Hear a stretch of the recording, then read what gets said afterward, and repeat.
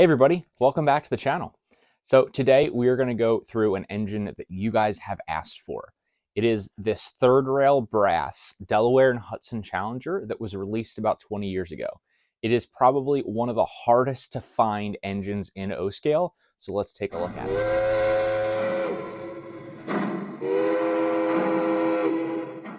So this engine was released about 20 years ago by Third Rail, a division of Sunset Models, and they made 96 of this engine, and that is across 2-rail, 3-rail, and 2 different road numbers.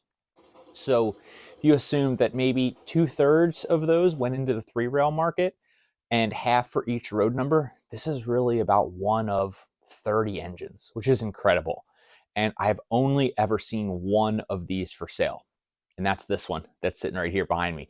So I know a lot of people that have been looking for these. I picked this up in a stout auction about a year ago, and I got into a little bit of a bidding war to get it, but I was really happy to be able to pick it up. I've been looking for one for several years. Now, when I do a little bit of a search and I go further back and look at the past 6-7 years, how many of these have been sold, I've only found 4. 2 have been in auctions and 2 have been on trains.com. So I have a saved search on trains.com, and if you're looking for this engine or other hard to find pieces, I would recommend you do the same, and be sure to use my code EricTrainman at checkout to save $10. So if you follow my channel, you know that one of the things I model is railroads that operated in Vermont or interchanged with the Rutland. And actually, the Delaware and Hudson interchanged with the Rutland in the city of Rutland. So that's a must-have railroad for me. Unfortunately, as a steam guy, my options in O-scale are very limited, really down to 2. Either a Camelback, which I have, or this Challenger. So this was a must-have.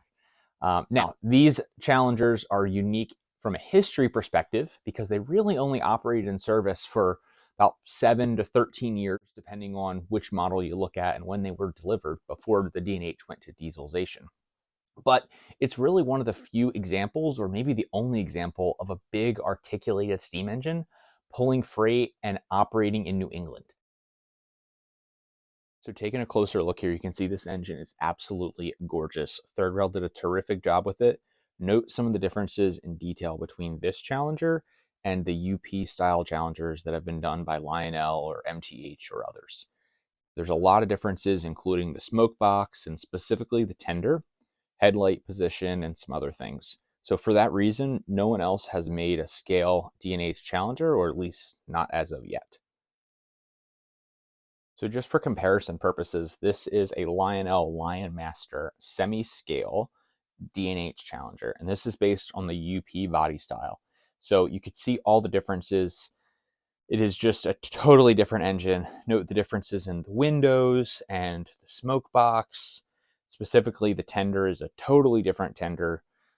This is why Lionel or MTH has not made this model in a scale version. So it would require new tooling, but maybe one day we will see that.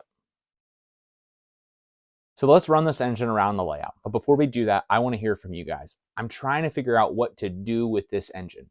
I see 3 possible options. So one is to keep it as is. It has original Train America Studios saw board in it. So very generic rail sounds, no cruise control. And for that reason, I don't really run it much. But there's not many of them made, so it could be considered a collectible. 2, do I put ERR or electric railroad cruise control in it? Maybe keep the original sound set or put a new sound file in there.